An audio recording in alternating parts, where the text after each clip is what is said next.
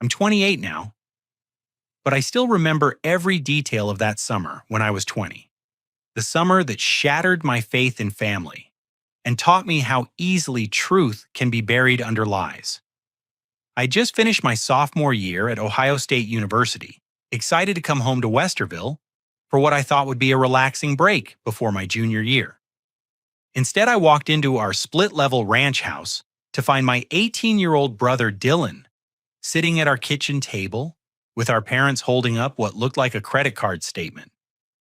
The expression on his face was a mixture of fake concern and barely concealed satisfaction.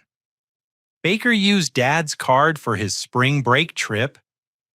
He announced, his voice dripping with false worry. Our mother Susan gasped audibly, her hand flying to cover her mouth. My father Mark's face turned crimson with disappointment and rage. Before I could even process what was happening, before anyone asked for my side of the story, my father's voice thundered through our modest home. You're grounded for the entire summer. No car, no friends, no job interviews. How could you steal from us? The shock hit me like a physical blow. I stood frozen in our doorway, my duffel bag still slung over my shoulder, trying to comprehend what had just happened. Dylan sat there looking like the perfect, concerned brother, occasionally glancing at me with what appeared to be sympathy, but felt more like gloating. The credit card statement lay spread across our oak kitchen table, like evidence in a courtroom, and I could see charges totaling $700 from Panama City Beach during spring break week. Dad, I never touched your credit card. I managed to say, my voice cracking with disbelief. I was on campus during spring break. I worked extra shifts at the campus bookstore to save money. My mother shook her head sadly. Baker, we have the proof right here. These charges were made during your spring break, and Dylan showed us the photos you posted on social media from Panama City Beach. My heart sank as I realized what had happened. Yes, I had posted photos from Panama City Beach, but those were from the previous year when I went with my roommate Jason and his family. I had reposted them this spring as throwback memories, something I thought was harmless nostalgia. But Dylan had used those innocent posts to build his case against me. Those photos are from last year. I protested, but my father was already standing up, his hand extended expectantly. Car keys, phone, and laptop, now. His voice carried a finality that made my stomach drop. I'm calling Mr. Henderson first thing Monday morning to tell him you won't be taking that internship at his engineering firm. The internship. I had worked so hard to secure that position, networking at career fairs, and perfecting my resume. It was supposed to be my stepping stone into the professional world, my chance to gain real experience in civil engineering. But as I watched my father's determined expression, I knew there would be no changing his mind. Dylan finally spoke up, his voice carefully modulated to sound supportive. I'm really sorry this happened, Baker. I found the statement when I was helping Dad organize his office, and I just couldn't keep it secret. Family has to look out for each other, you know? The way he said it made my skin crawl. There was something theatrical about his performance, but our parents were completely buying into it. I handed over my belongings like a convicted criminal, watching as my summer plans evaporated before my eyes. Within hours, it became clear that Dylan had not kept this discovery to himself. My phone buzzed incessantly with confused texts from friends before my father confiscated it. Emma, my girlfriend of 8 months, had already heard the news from her friend Rachel, whose mother was friends with my mother. The small-town gossip network had activated with impressive speed. By evening, Emma had driven over to our house. I watched from my bedroom window as she stood on our front porch, her blonde hair catching the setting sun. When my father called me down to speak with her, I hoped she might be there to offer support, or at least hear my side of the story. Instead, she looked at me with disappointment and hurt. Baker, I thought I knew you. How could you steal from your own family and then lie about it? Emma, I'm telling you the truth. I never used that card. Someone is setting me up. She shook her head, tears forming in her green eyes. The evidence is right there.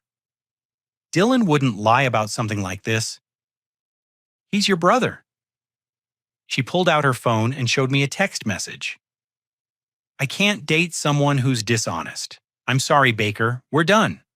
As I watched her drive away in her red Honda Civic, I felt something inside me break. Not just my heart over losing Emma, but my fundamental belief in fairness and truth.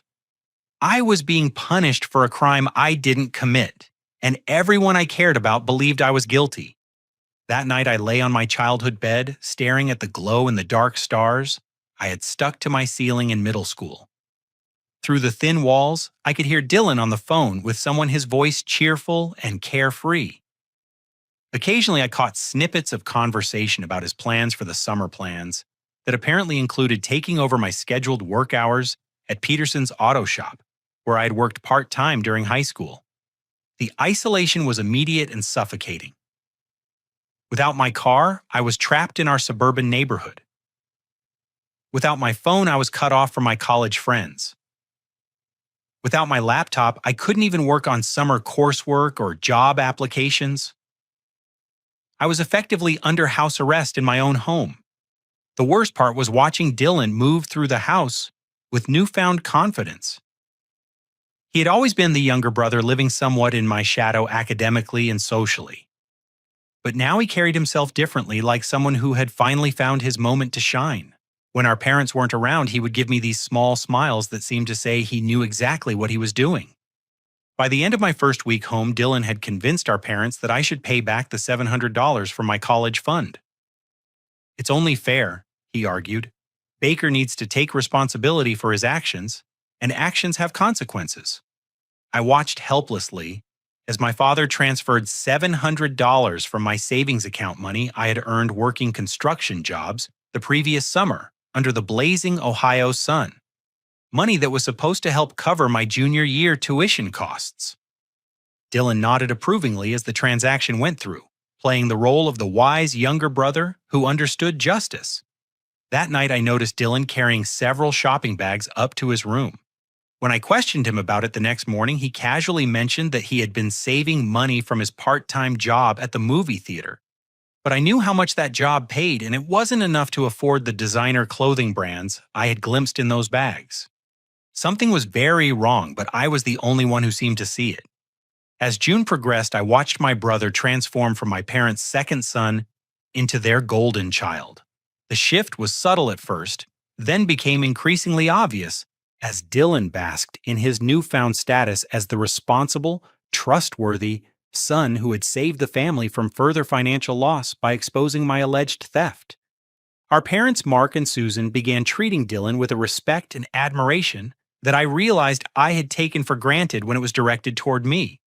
They asked for his opinions on family decisions, praised his maturity, and constantly referenced his difficult choice to turn in his own brother as evidence of his strong moral character. Dylan wasted no time capitalizing on this reversal of fortune. Within 2 weeks of my grounding, he had convinced our parents to let him move into what was supposed to be my room when I graduated. It was the larger bedroom at the front of the house, with better natural light and its own adjoining bathroom. I watched from my childhood bedroom as he moved his belongings, including several new items that seemed to appear daily. The expensive purchases became impossible to ignore. Dylan suddenly had a brand new iPhone to replace his cracked older model, a pair of $200 Nike basketball shoes, and a gaming setup that included a curved monitor and mechanical keyboard. When I mentioned these purchases to our parents, suggesting that perhaps Dylan's minimum wage theater job couldn't fund such extravagant spending, they dismissed my concerns immediately. "Baker, you're just jealous that Dylan is being responsible with his money while you squandered ours," my mother said, not even looking up from her crossword puzzle. "Maybe if you had made better choices, you'd have nice things too." Dylan had an explanation for everything. The phone was a graduation gift from our grandmother. The shoes were on clearance. The gaming equipment was purchased with money he had been saving for months. Every answer came quickly and confidently, and our parents accepted each explanation without question. But I knew our grandmother lived on a fixed income and had never given gifts that expensive. I knew Dylan rarely shopped clearance sales, preferring brand names and the latest models. And I knew he had been spending his theater money on gas, fast food, and dates with various girls from his high school class. The social implications of my situation became clearer as the summer wore on. Dylan made sure that everyone in our extended family neighborhood and social circle knew about my supposed crime. At the 4th of July barbecue at our cousin Jennifer's house, I overheard Dylan telling our Uncle Robert about how difficult it had been for him to discover my betrayal of the family trust. It really broke my heart, Uncle Robert. Dylan said, his voice heavy with manufactured emotion. Baker was always someone I looked up to, you know. But I couldn't let Mom and Dad keep getting hurt financially. Someone had to step up and tell the truth. Our relatives rallied around Dylan, praising his courage and maturity. They looked at me with a mixture of disappointment and pity, if they acknowledged me at all. I spent most of the barbecue sitting alone on the back porch, watching my former life play out without me while Dylan held court as the family hero. The most infuriating part was Dylan's public persona versus his private behavior. Around our parents and other adults, he was thoughtful, helpful, and humble about his role in exposing my alleged theft. But when we were alone, or when he thought no one was paying attention, I caught glimpses of something else entirely. I started noticing that Dylan would stay out much later than his stated curfew, returning home well after our parents had gone to bed. He would slip into the house through the back door sometimes with the faint smell of alcohol on his breath. When I mentioned this to our parents, Dylan smoothly explained that he had been working extra shifts to help support the family during our financial difficulty. Baker's theft really put a strain on our budget, he told our father one morning over breakfast. I want to do my part to help us recover. Our father actually teared up at this display of familial loyalty, reaching over to squeeze Dylan's shoulder with pride. You're a good son, Dylan. Your mother and I are lucky to have you. Dylan had also begun dating Sarah Mitchell, one of the most popular girls from his graduating class. Sarah was beautiful, confident, and came from one of the wealthier families in town. I couldn't understand how Dylan, working minimum wage at a movie theater, was managing to take her to expensive restaurants and buy her gifts that I saw him carrying to his car. When Sarah started coming to our house regularly, I was subjected to the humiliation of being the older brother who was grounded and discredited. She would look at me with curiosity and mild revulsion, clearly having heard Dylan's version of events. Sometimes I would catch her whispering with Dylan, and I knew they were discussing my supposed criminal behavior. The breaking point came when Dylan began throwing parties at our house during the evenings when our parents worked late shifts. Our father worked security at a local factory 3 nights a week, and our mother had picked up extra hours at the insurance office, where she worked as a claims processor. Dylan would invite 6 or 7 friends over, including Sarah, and they would drink beer and play music in our living room. The first time this happened, I went downstairs to confront Dylan about the noise and the obvious underage drinking occurring in our family home. His friends looked at me with a mixture of amusement and disdain as I tried to assert some authority as the older brother. Relax, Baker, Dylan said calmly, not even getting up from the couch where he was sitting with Sarah on his lap. We're not causing any trouble. Maybe if you hadn't stolen from Dad, you could join us instead of being stuck upstairs like a little kid. His friends laughed, and I felt my face burn with humiliation.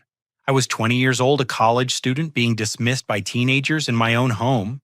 When I threatened to tell our parents about the party, Dylan's expression shifted to something colder. Go ahead, he said. Tell them their thief son is causing more problems. I'm sure they'll believe you over me.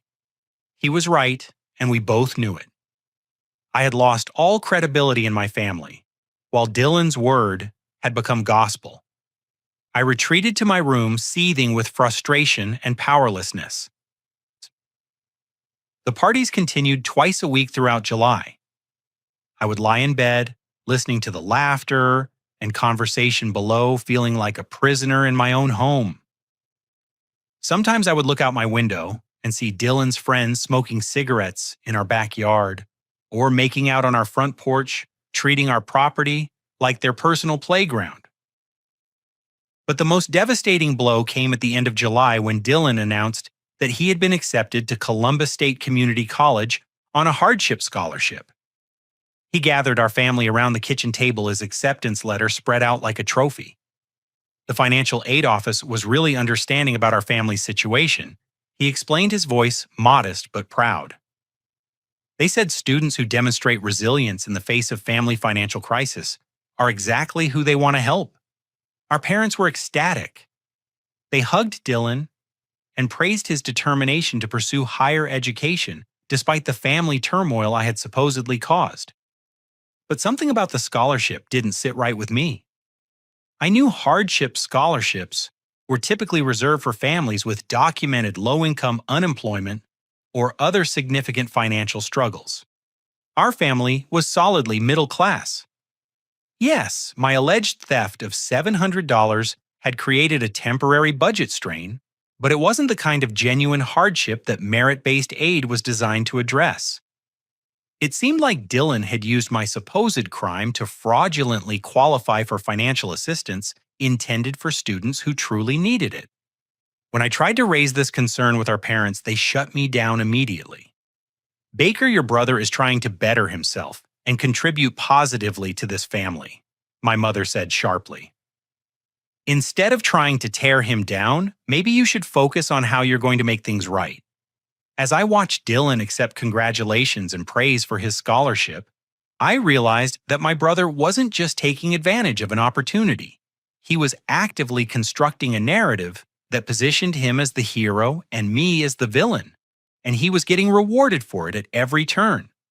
The worst part was that I was starting to question my own sanity.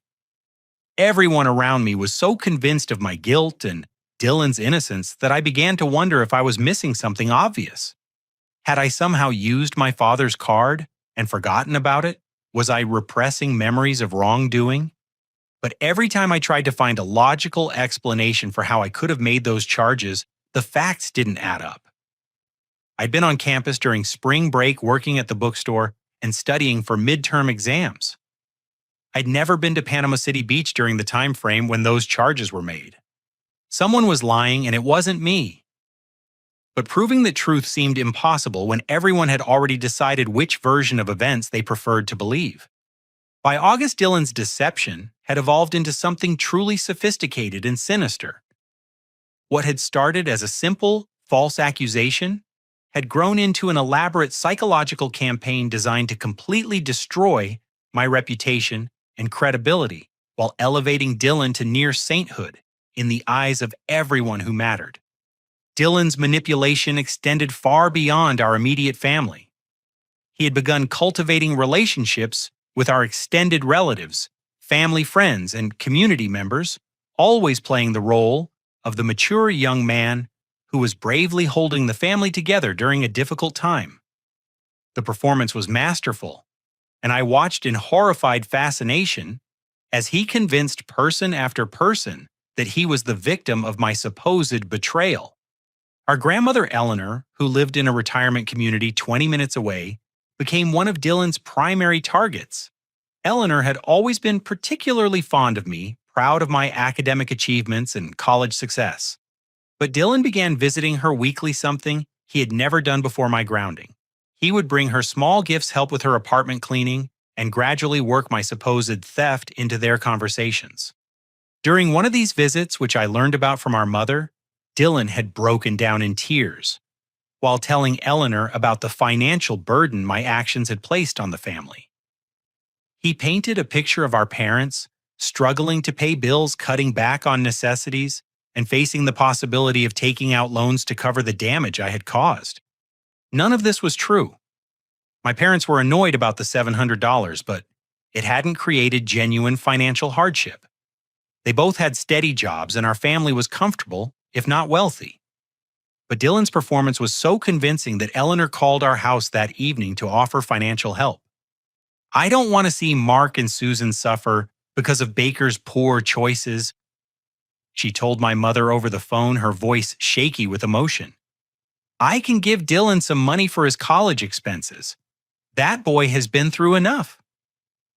I listened to this conversation from the top of the stairs, my heart breaking, as I realized how completely Dylan had poisoned our grandmother's opinion of me.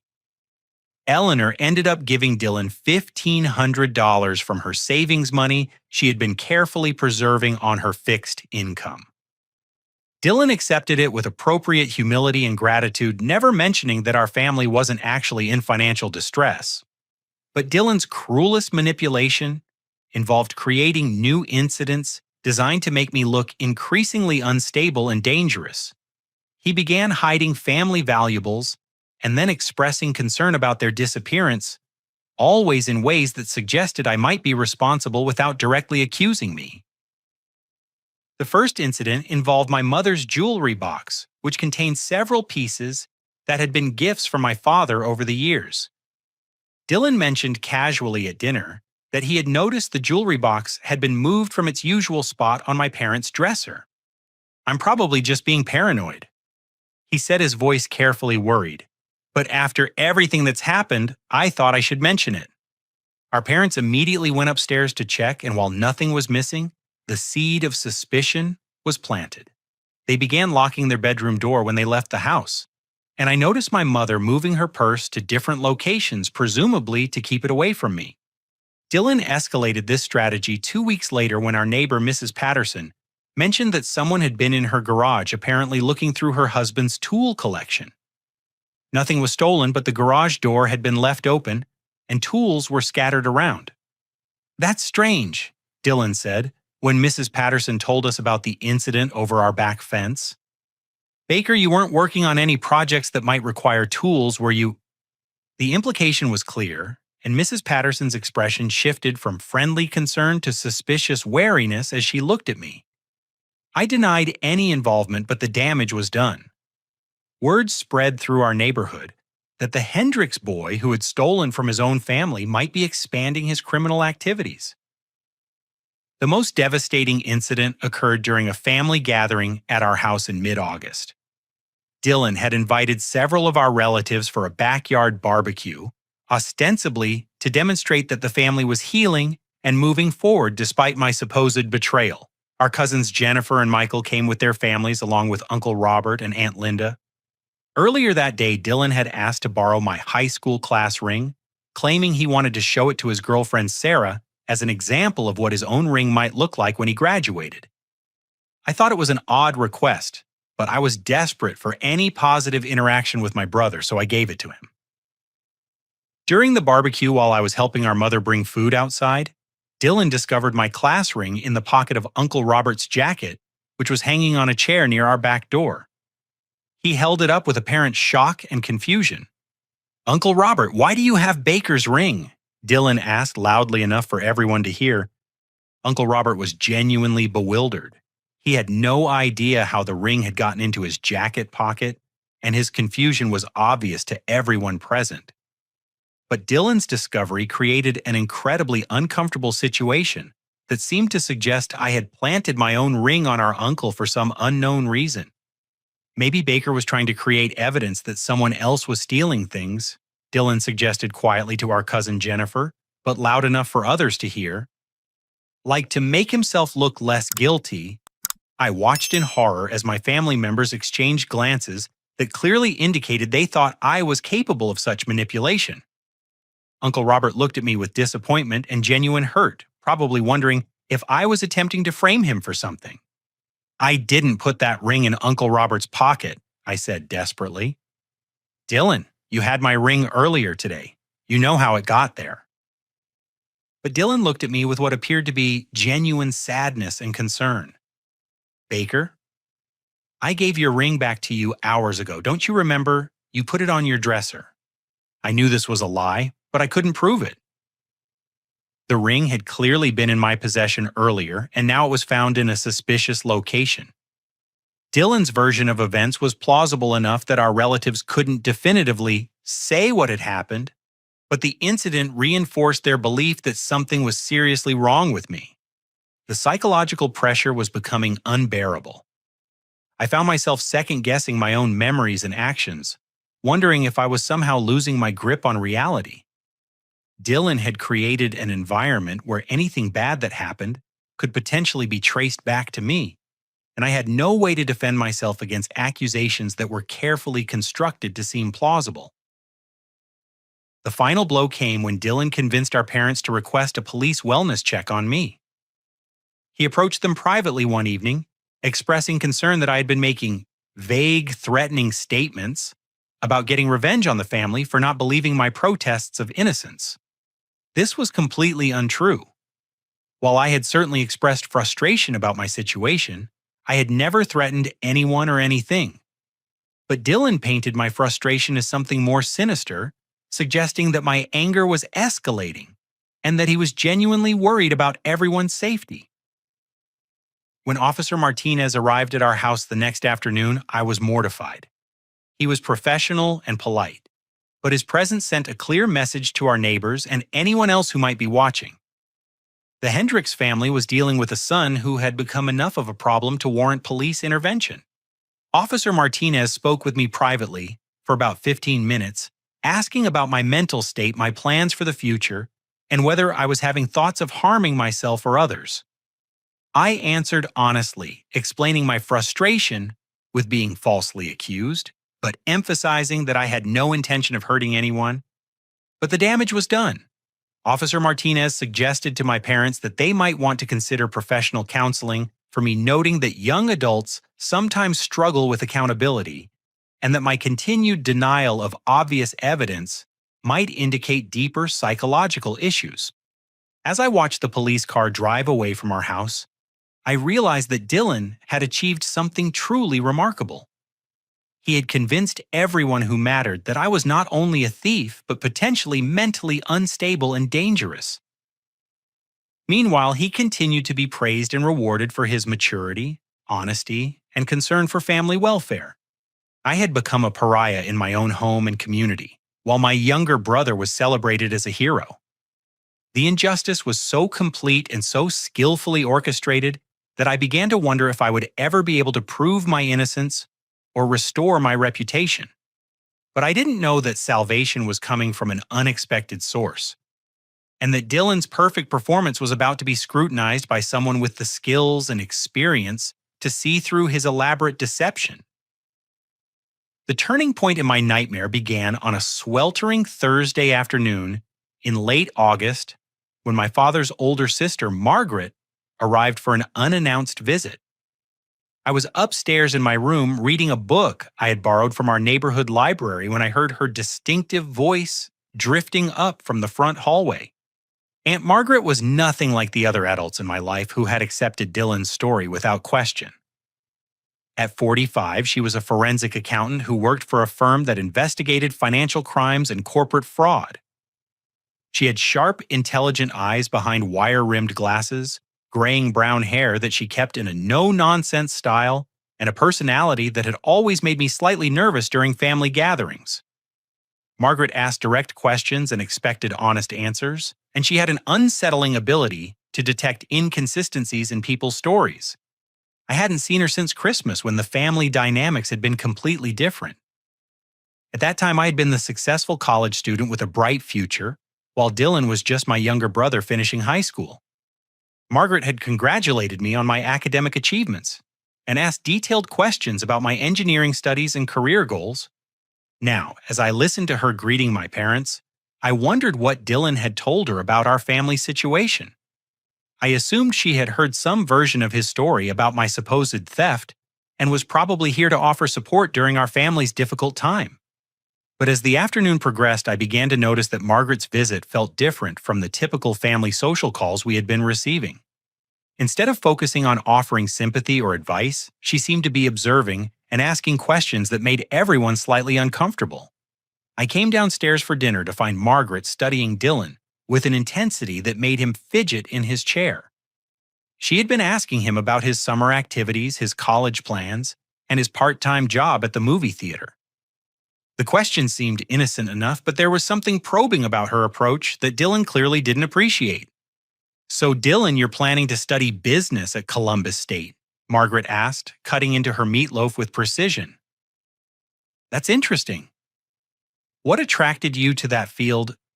Dylan launched into what sounded like a rehearsed answer about wanting to help families achieve financial stability and security. It was exactly the kind of response that had been winning him praise from other adults, emphasizing his maturity and his desire to contribute positively to society. But Margaret's follow-up questions revealed details that didn't quite add up. She asked about specific courses in the business program, about his long-term career goals, and about how he planned to balance work and school responsibilities. Dylan's answers became increasingly vague and contradictory, and I could see sweat forming on his forehead despite the air conditioning. "And you're managing to save money for college while working part-time," Margaret continued. "That's impressive financial discipline for someone your age. You must have learned some valuable lessons about budgeting and prioritizing expenses." Dylan nodded enthusiastically, but I caught a flicker of something that looked like panic in his eyes. "Yeah, I've always been good with money. I learned from watching Mom and Dad. Margaret smiled, but it was the kind of smile I'd seen her use during Christmas dinner, when our cousin Jason had tried to convince everyone he was getting excellent grades while clearly struggling in school. It was patient, polite, and completely skeptical. After dinner, while Dylan retreated to his room claiming he had homework to complete, Margaret helped our parents clean the kitchen. I was wiping down the table when I overheard her casual comment that would change everything. "It's nice to see Dylan taking on more responsibility during a difficult time," she said to our mother. Though I have to admit I'm curious about the details of what happened with Baker's situation. As someone who investigates financial irregularities professionally, I'd be interested in reviewing the evidence just to make sure everything was handled properly. My heart stopped. Our parents exchanged glances, and I could see them trying to decide whether Margaret's offer was helpful or intrusive. My father spoke first, his voice carrying a defensive edge. "Margaret, we appreciate your concern, but the situation is pretty straightforward. Dylan found the charges on my credit card statement, and Baker had the opportunity and motive to make them. We don't need a professional investigation." But Margaret persisted, her tone remaining friendly but firm. "I understand, Mark, but financial crimes can be more complicated than they appear on the surface. Sometimes what looks like obvious evidence actually tells a different story when you examine it more carefully. I'd be happy to take a look just to give everyone peace of mind." Dylan appeared in the kitchen doorway claiming he needed a glass of water. But I could tell he had been listening to the conversation, and his expression was tense with worry that he was trying to hide behind casual interest. "What kind of things would you look for, Aunt Margaret?" he asked, his voice carefully neutral. Margaret turned to him with that same patient smile. "Oh, there are lots of technical details that most people don't think about. Transaction patterns, location data, timing, inconsistencies, that sort of thing. It's amazing how much information is actually embedded in financial records when you know how to read them properly." Over the next 2 days, Margaret's presence in our house created a subtle but noticeable shift in the family atmosphere. She spent time talking with each of us individually, asking questions that seemed casual but felt more substantial than typical family conversation. When she spoke with me privately, I was initially cautious about opening up. I had been burned so badly by trusting family members that I wasn't sure Margaret would be any different. But her questions were different from the accusatory inquiries I had faced from my parents and other relatives. "Baker, I want you to walk me through exactly what you remember about spring break," she said, settling into the chair across from my desk. "Don't worry about proving anything or defending yourself. Just tell me what actually happened day by day." For the first time in months, someone was asking for my version of events without starting from the assumption that I was lying.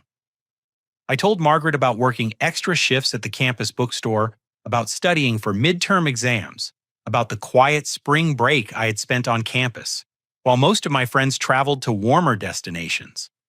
Margaret took notes as I spoke, asking follow-up questions that demonstrated she was actually listening and thinking critically about what I was telling her. When I mentioned the throwback photos I had posted from the previous year's Panama City beach trip, her eyebrows raised with interest. "So you posted old photos as memories, but they were clearly labeled as throwbacks?" she asked. Yes, they had dates and captions explaining they were from the year before. Anyone who looked closely could see they weren't current. Margaret nodded thoughtfully. That's an important detail. It suggests that someone either didn't examine the photos carefully or deliberately misrepresented what they showed. By Saturday evening, Margaret had convinced my parents to let her review our family's financial records. She framed it as a professional courtesy, offering to help them understand how such incidents could be prevented in the future and whether there were any security vulnerabilities they should address. Dylan tried to discourage this review, arguing that it would be embarrassing for the family and unnecessary given the clear evidence of my guilt. But Margaret's professional credentials and persistent politeness made it difficult for him to object too strenuously without seeming suspicious. The breakthrough came Sunday morning when Margaret was reviewing the credit card statements while drinking coffee at our kitchen table. Dylan was hovering nearby, ostensibly reading a magazine, but clearly monitoring her progress. Margaret had been asking casual questions about the family's financial habits, payment methods, and online shopping practices. "Dylan, you mentioned that you sometimes help your dad organize his financial paperwork," Margaret said, without looking up from the statements. "That's very responsible of you. I bet you've learned a lot about managing expenses and tracking purchases." "Yeah, I try to help out when I can," Dylan replied, his voice slightly strained. Margaret continued studying the documents, occasionally making notes or cross-referencing different statements. Then, almost offhandedly, she asked a question that would prove to be Dylan's undoing. "These Panama City Beach charges are interesting," she mused. "They include some very specific vendors. Dylan, since you discovered these charges, I'm curious if you remember any details about them. Like, what was the largest single purchase?" Dylan's answer came quickly, almost reflexively. "The hotel was the biggest charge. $258 for 3 nights at the beachside resort." Margaret looked up from the papers, her expression neutral but alert. "That's a very specific memory. Did you research the hotel to understand what Baker had purchased?" "I mean, it was right there on the statement," Dylan said, but I could see uncertainty creeping into his voice. Margaret nodded slowly, then turned the credit card statement toward Dylan. "Could you point out that hotel charge for me? I want to make sure I'm reading this correctly." Dylan leaned over the table, scanning the document with growing confusion. The largest Panama City Beach charge was indeed $258, but it wasn't for the beachside resort. It was for a restaurant and entertainment complex called Neptune's Paradise.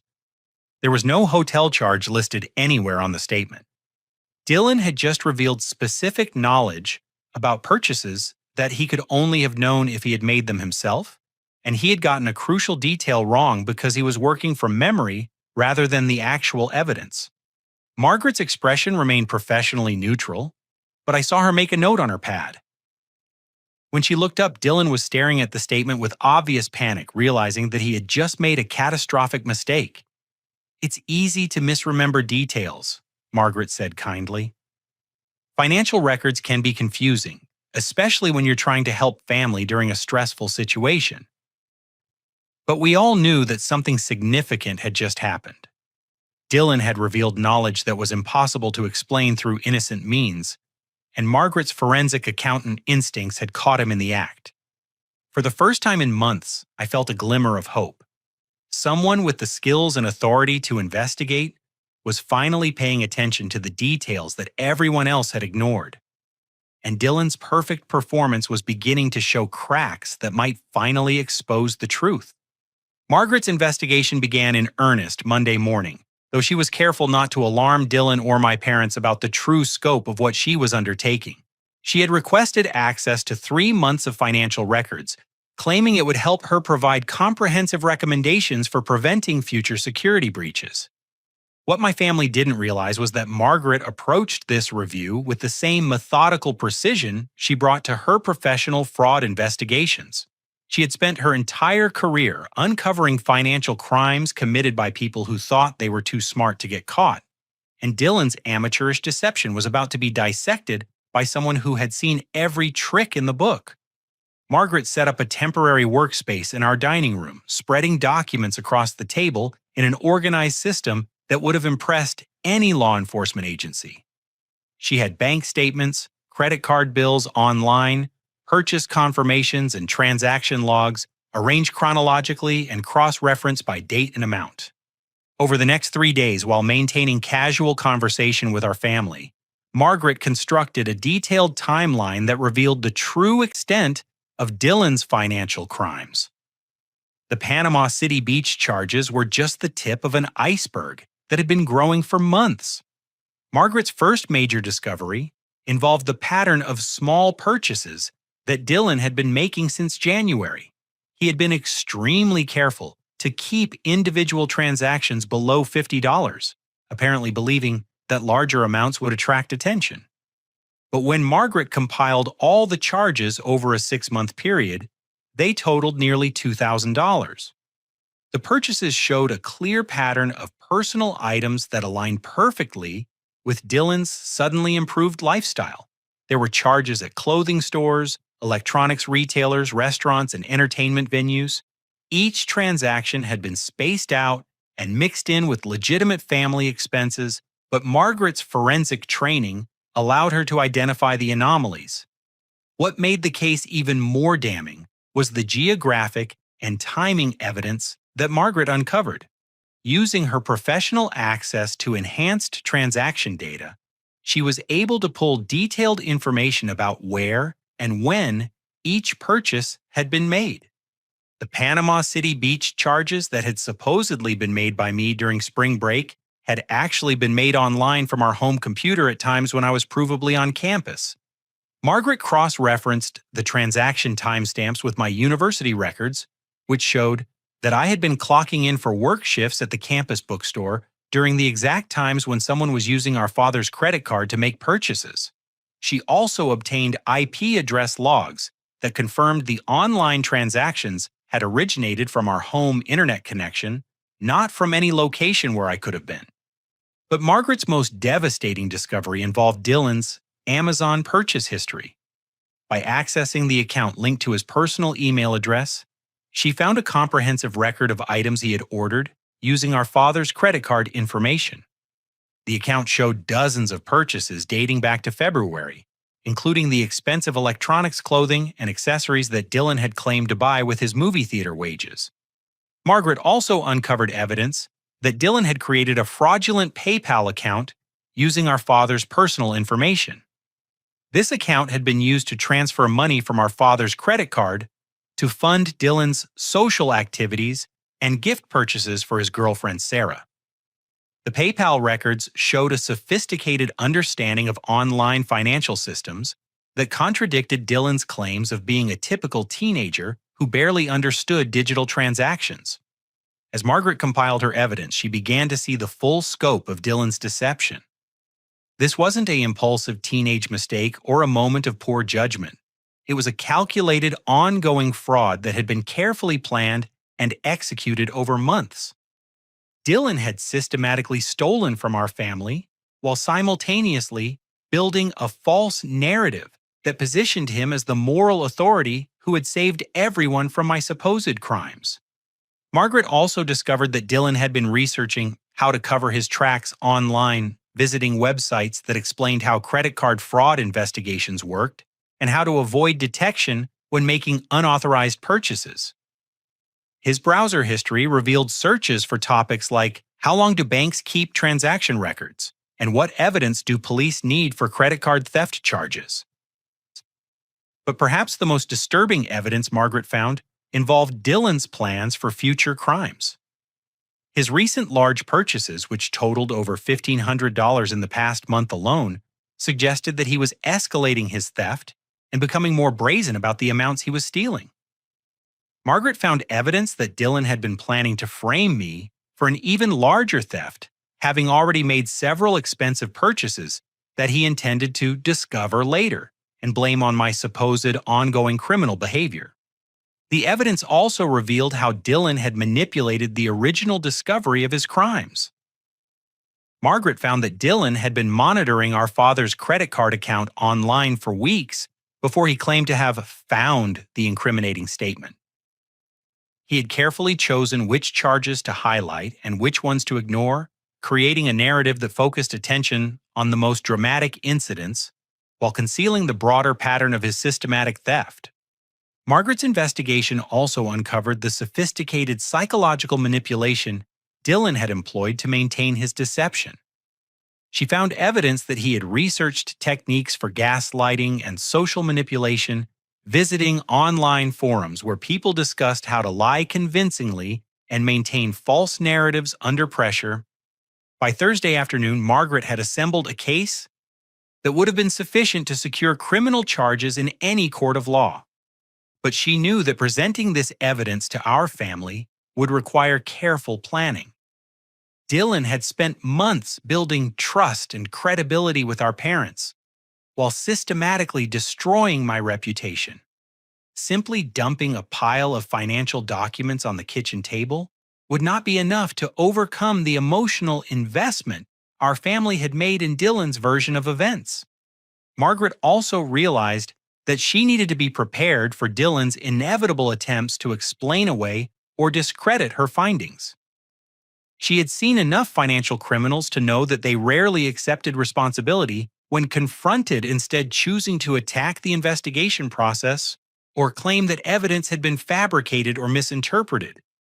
But Margaret had one final piece of evidence that would make Dylan's denials impossible to sustain. Using her professional connections, she had obtained security camera footage from several of the stores where Dylan had made purchases using our father's credit card. The footage clearly showed Dylan making transactions on dates when he had claimed to be working or studying using a card that he had insisted he never touched. Margaret spent Thursday evening organizing her evidence into a presentation that would systematically dismantle every aspect of Dylan's deception. She prepared timeline charts, transaction summaries, and photographic evidence that would make the truth undeniable even to family members who desperately wanted to believe Dylan's lies. As she worked, Margaret occasionally glanced toward the stairs, knowing that Dylan was upstairs in his room, probably congratulating himself on having successfully destroyed his brother's reputation and stolen thousands of dollars from his own family. But Dylan's moment of triumph was about to end, and the reckoning Margaret was preparing would expose not just his financial crimes, but the cruel psychological manipulation he had used to torment an innocent person.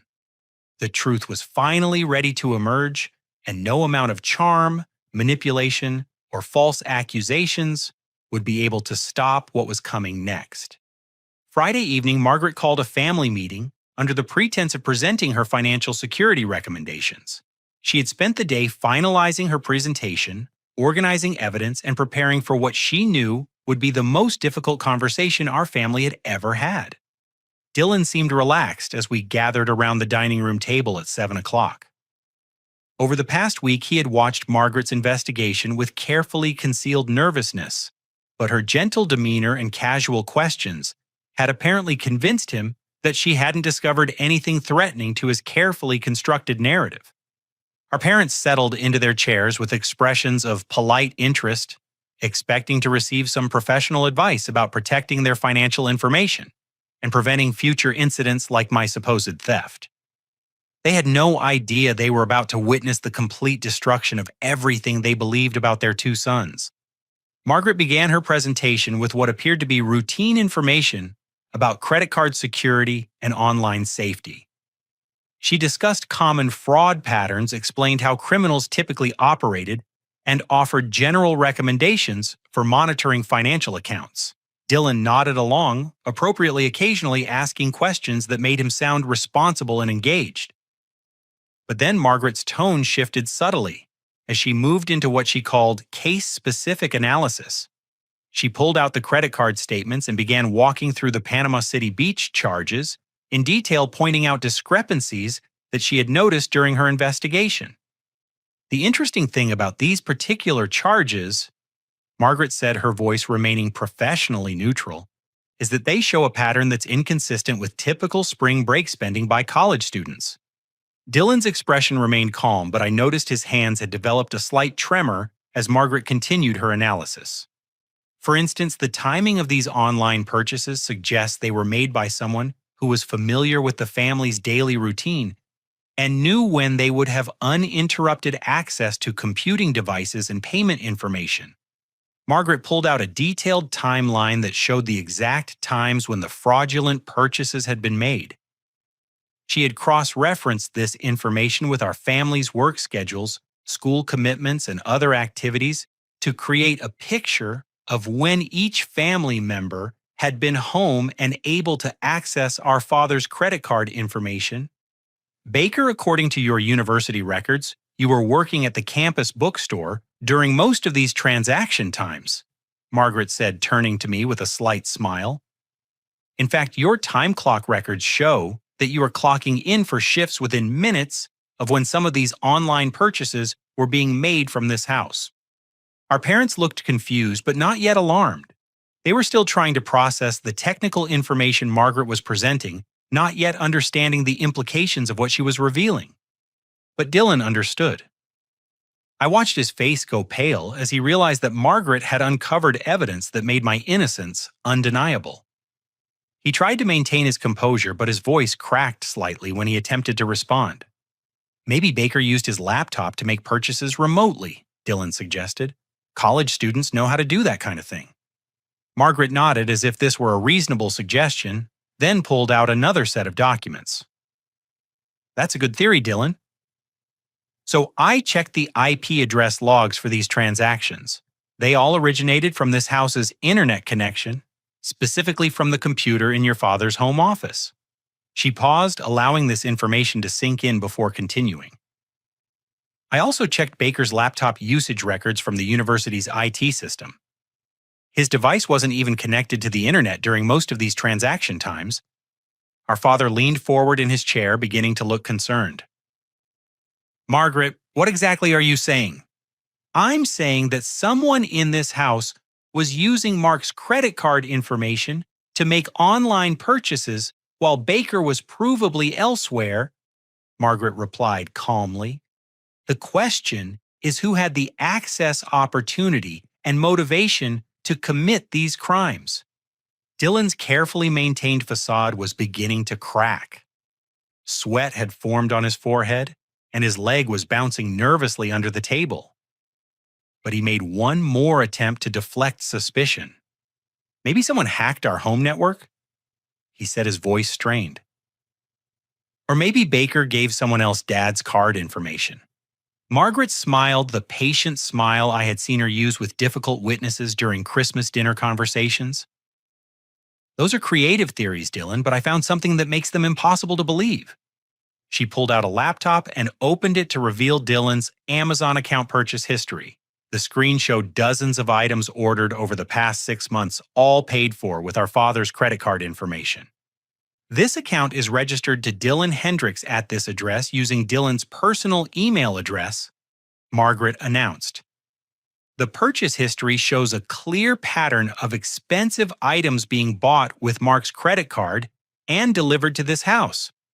Our parents stared at the screen in shock, finally beginning to understand the magnitude of what they were seeing. Our mother's hand flew to her mouth as she recognized several items that Dylan had claimed to purchase with his own money from his part-time job. Dylan, is this your Amazon account? Our father asked, his voice barely above a whisper. Dylan's composure finally collapsed completely. I can explain, he said desperately. This isn't what it looks like. Someone must have hacked my account, or maybe Baker set this up to make me look guilty. But Margaret wasn't finished. She pulled out printed screenshots showing Dylan's browser history, including his research into credit card fraud techniques and his visits to websites explaining how to avoid detection when making unauthorized purchases. I also found evidence that Dylan created a fraudulent PayPal account using your personal information. Margaret continued relentlessly.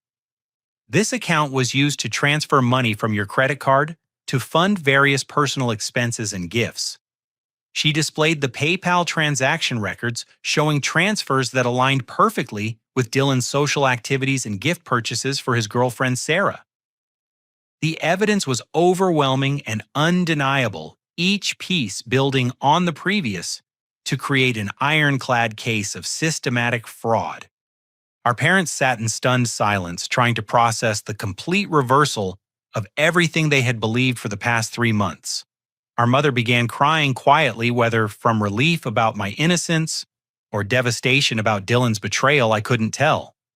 Dylan made one final desperate attempt to maintain his innocence. "Aunt Margaret, you're biased toward Baker," he said, his voice taking on an accusatory tone. "You're fabricating this evidence to make me look guilty. None of this proves anything." Margaret's response was swift and decisive.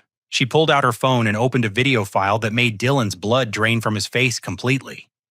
"This is security camera footage from Best Buy showing you purchasing the gaming monitor that's currently in your room," she said, playing the video for everyone to see. "The timestamp shows this purchase was made during a time when you claimed to be working at the movie theater. You used your father's credit card for this $237 transaction." The video was crystal clear. There was Dylan confidently walking through the electronics store, selecting expensive equipment and paying with our father's credit card. He looked relaxed and practiced like someone who had done this many times before. Our father's voice was barely recognizable when he finally spoke. "Dylan, how could you do this to us? How could you let us punish Baker for something you did?" But Dylan's final revelation was yet to come. Faced with undeniable evidence and the complete destruction of his carefully crafted lies, something inside him snapped. The psychological pressure of maintaining his deception for months, combined with the shock of being caught so thoroughly, caused him to break down completely. "You want to know how I could do this?" Dylan screamed, his voice filled with years of suppressed rage and jealousy. "Baker always got everything. He was the smart one, the successful one, the one you were proud of. Do you know what it's like to live in your brother's shadow your entire life?" The words poured out of him like a dam bursting. "This wasn't the first time I framed him. Remember when Grandma's vase got broken when we were kids? That was me. The money missing from Mom's purse? Me. The neighbor's fence that got damaged with the baseball? Also me. I've been setting up Baker for years, and you always believed me because Precious Baker could never do anything wrong." Our parents recoiled in horror as Dylan confessed to a lifetime of deception and manipulation. I sat frozen in my chair, realizing that my entire childhood had been contaminated by Dylan's jealousy and his willingness to destroy my reputation for his own benefit. "I planned this whole thing." Dylan continued, his voice becoming increasingly hysterical. "I've been using Dad's card for months, and I knew I had to find a way to blame someone else before you noticed. Baker was perfect. He was away at college, he had posted those old Panama City photos, and I knew you'd believe me over him because I'm the baby of the family." The confession was complete and devastating. Dylan had not only admitted to the credit card fraud, but revealed a pattern of psychological abuse that had been going on for years. He had systematically destroyed my reputation and credibility whenever it served his purposes, and our parents had unknowingly enabled his behavior by always choosing to believe his lies over my protestations of innocence. As Dylan's sobs filled our dining room, I felt a complex mixture of vindication, grief, and exhaustion. The truth was finally out, but the cost of reaching this moment had been enormous. 3 months of my life had been stolen, my relationships had been damaged, and my faith in family loyalty had been shattered. But for the first time since May, I was free from the crushing weight of false accusations. Margaret had given me back my reputation, my dignity, and my future. The truth had finally emerged, and no one would ever doubt my innocence again. The days following Dylan's confession were a whirlwind of consequences, revelations, and painful but necessary conversations. Our family faced the difficult task of processing not just the recent fraud, but the disturbing reality that Dylan had been manipulating and deceiving us for years. Our parents' reaction was a mixture of devastation, guilt, and determination to make things right. My mother spent hours crying, alternating between grief over Dylan's betrayal and horror at the realization of how cruelly they had treated me during my months of false imprisonment. My father, typically more reserved with his emotions, struggled with anger at Dylan and deep shame about his own failure to investigate the accusations more thoroughly before destroying my summer and my reputation. The legal consequences for Dylan were swift and serious. Our parents, after consulting with Margaret and a criminal attorney, decided to press charges for credit card fraud. The evidence Margaret had compiled made the case straightforward from a legal perspective, and Dylan's signed confession eliminated any possibility of plea negotiations. He was looking at felony charges that would likely result in probation restitution requirements and a criminal record that would follow him for years. The fraudulent scholarship Dylan had obtained was immediately revoked when Columbus State Community College learned about his criminal charges and the false information he had provided about our family's financial hardship.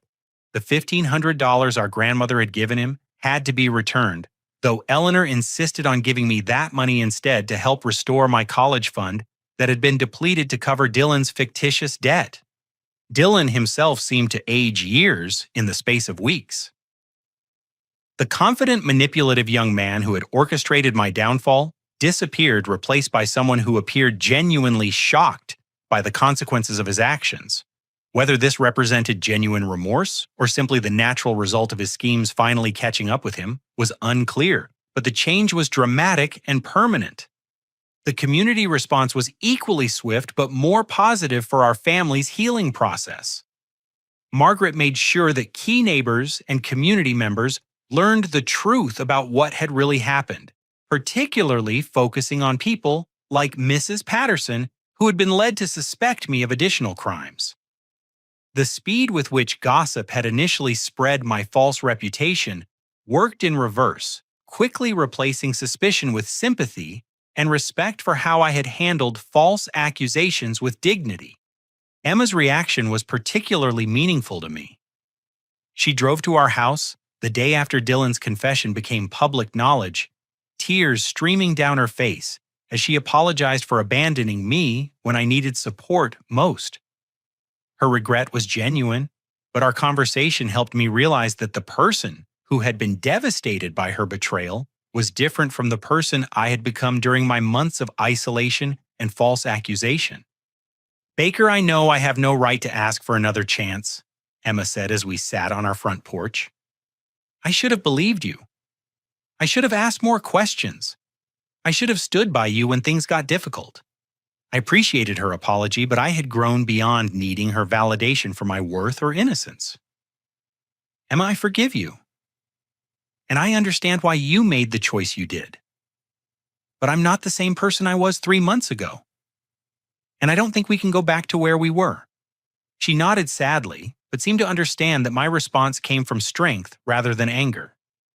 The experience had taught me to value people who believed in my character even when circumstances made that belief difficult, and Emma had demonstrated that she wasn't that kind of person.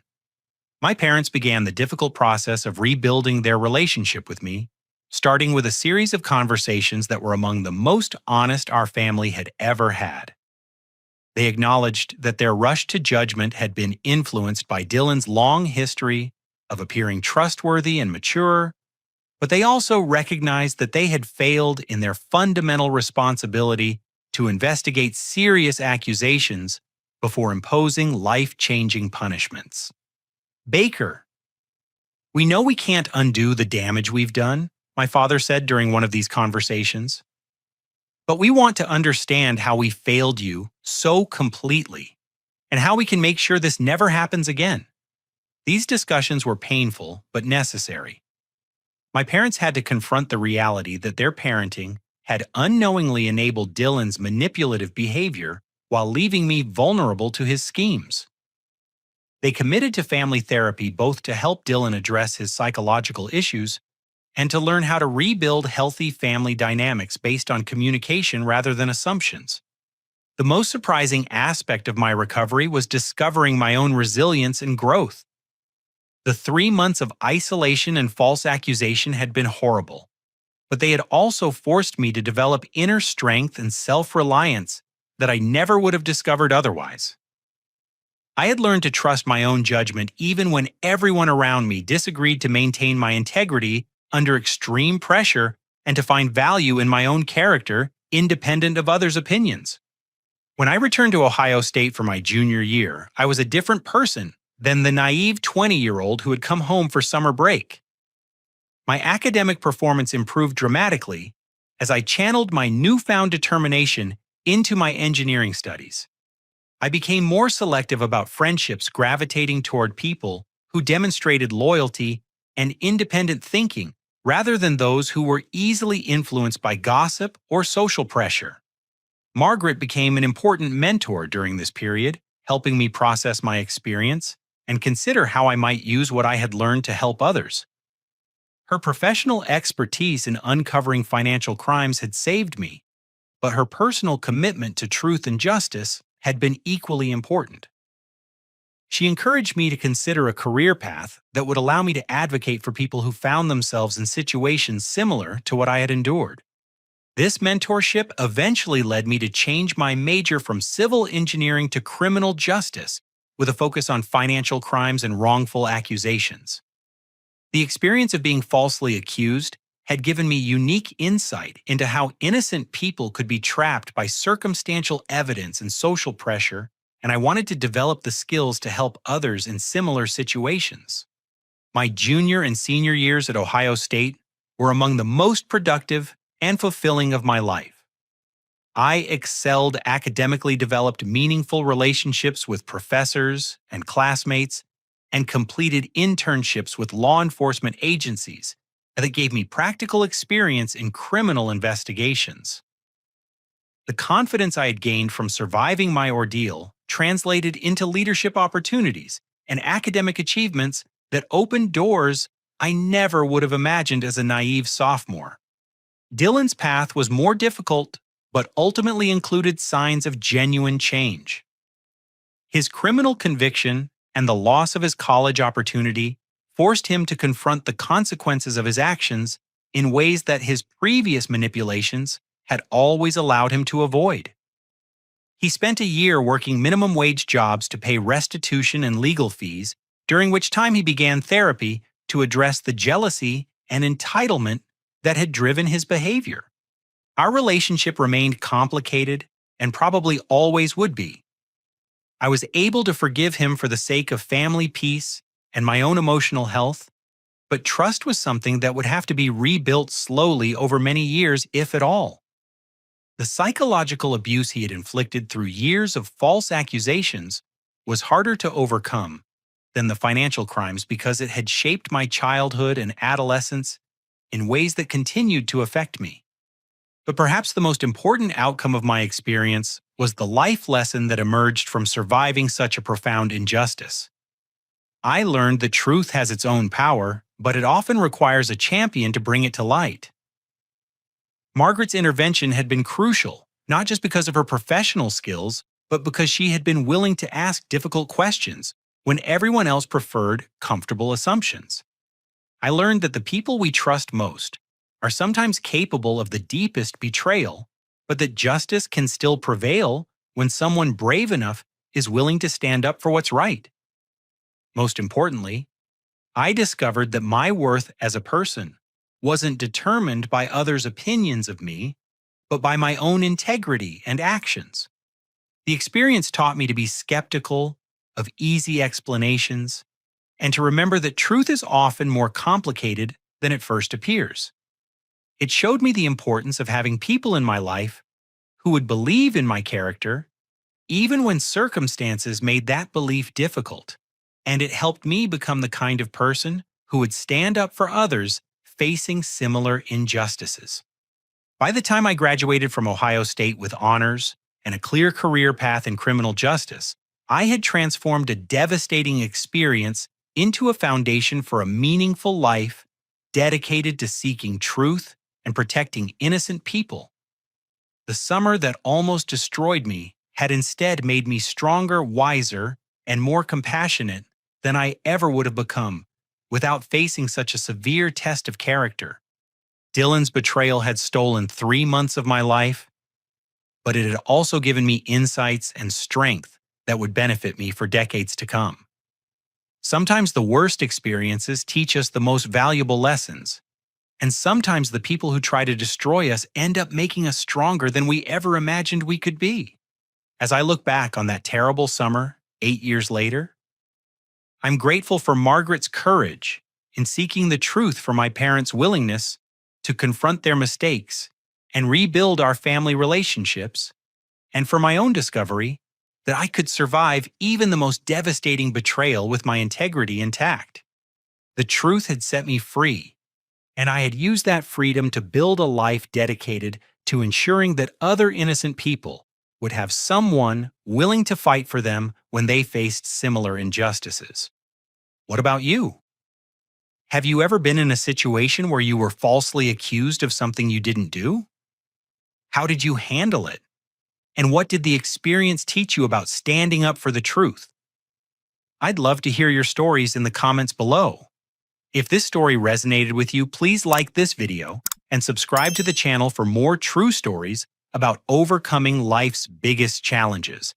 And don't forget to share this with someone who might need to hear about the power of perseverance and the importance of having allies who will fight for the truth. Thank you for listening to my story, and I hope it reminds you that even in the darkest times, justice and truth have a way of emerging when the right person is willing to stand up and seek them out.